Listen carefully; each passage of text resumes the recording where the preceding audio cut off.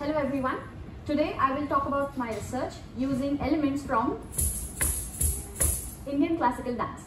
But before I do that, I need a little bit of help from you guys.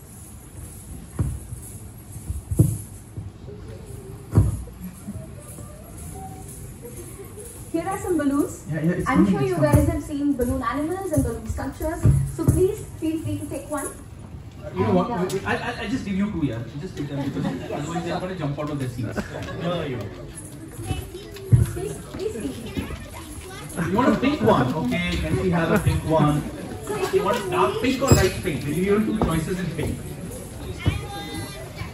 Dark pink, okay. Are you happy with your color? You're happy? Yeah, okay. So pass this on to someone else. Make some three-dimensional shapes for me. I would really appreciate it. Give it a go. I'll give you a bit of time to do that. Okay, you can try. If it doesn't work out, no problem. You can take them home with you and keep trying. Okay, so the moment I handed these balloons to you, or perhaps even when you first saw those balloons, it made you happy. Perhaps, you know, to some people it reminded them of their childhood. It gave you a feeling of joy. There are chemicals in the brain which are actually responsible for these emotions and these feelings that you experience. Serotonin and dopamine are two such chemicals. Now these are called neurotransmitters. What that means is that they are chemical signals that cells in the brain use to talk to each other or to communicate with each other. These molecules do their job with the help of special proteins which are present on the surface of cells. You already heard a fantastic talk about proteins. These proteins are called receptors. What these receptors do is they sit on the surface of cells. One more. Yeah. They sit on the surface of cells where they receive signal from the outside of the cell and they transmit it to the inside of the cell, basically acting like antennae.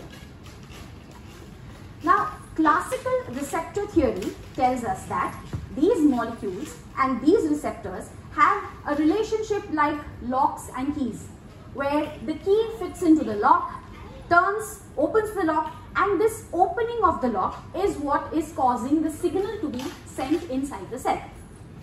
However, over the past few decades, a new idea has entered this field of neuropharmacology that tells us that the system is actually far more flexible.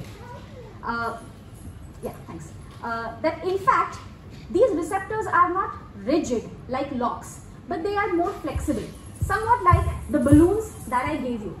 So each receptor is essentially like, you know, this one long balloon, and depending on where you put the turns and how many turns being put on the spot, maybe you can have a three-dimensional shape at the end of it.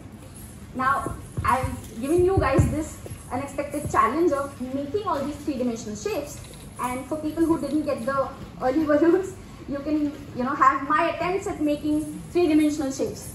Okay? I had a lot of help from Google and YouTube and friends, and still I think my attempts are pretty pathetic. But what you should know is that these molecules, so serotonin and dopamine, they are actually really good at changing the shape of the receptor. What they do is they bind to the receptors and cause the receptors to change their shape.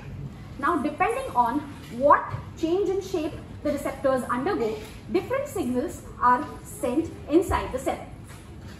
I'm going to tell you the story of one such receptor called the 2A receptor or the serotonin 2A receptor. The serotonin 2A receptor is also a receptor that sits on the surface of cells, and it works with its long-term partner serotonin.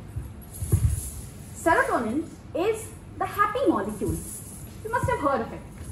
Serotonin and the 2A receptor bind to each other with great affinity. This causes the 2A receptor to change its shape and to send signals inside the cell. If I have to take an example from Indian classical dance, maybe it could look something like this. This, ta, this, ta, this, ta, this, ta, this, ta, this,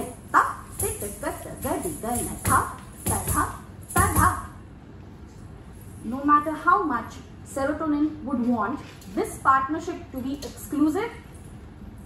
Two-way receptor is a player, you know. The two-way receptor also interacts with another molecule. That molecule is dopamine. Dopamine is known as the reward molecule or the feel-good hormone, you know. Dopamine, unbeknownst to serotonin, actually also binds to the two-way receptor. This now causes the two-way receptor to change its shape in a different way. This binding now causes the two-way receptor to send an entirely different signal inside the cell. You know, that's why everyone keeps telling serotonin, you know, he's just not that into you, maybe, you know. If you thought that these are the only partnerships that two-way is interested in, then I have news for you. Yeah. The two-way receptor actually also interacts with LSD, you know, known as acid, and also with another molecule called psilocybin, the molecule responsible for the magic in magic mushrooms. So poor long-suffering serotonin, you know, has been trying to have an exclusive relationship with this receptor, but no go. Now, a pertinent question to ask would be, yeah, this is interesting, and you know, there are all these changes in shape, but how does that matter? So this promiscuity of the receptor, or this, you know, change in shape that this receptor is capable of, is actually another piece in the puzzle that is how the brain works. Perhaps the most enduring, unanswered question in the field of neuroscience. Moreover, the two-way receptor is actually involved in a number of psychiatric illnesses such as schizophrenia, depression, anxiety, OCD, etc. So studying this shape-shifting and this promiscuity of this receptor can actually help scientists design better drugs to treat people suffering from these psychiatric illnesses. So in closing, I hope I have made you aware of some of the drama that is present in the field of neuroscience that I was made privy to as a PhD student, and the shape-shifting promiscuous behavior of these receptors which we can exploit and actually design better drugs. Finally, I would like to tell poor, long-suffering serotonin that he is into you, but he is into others too. Thank you.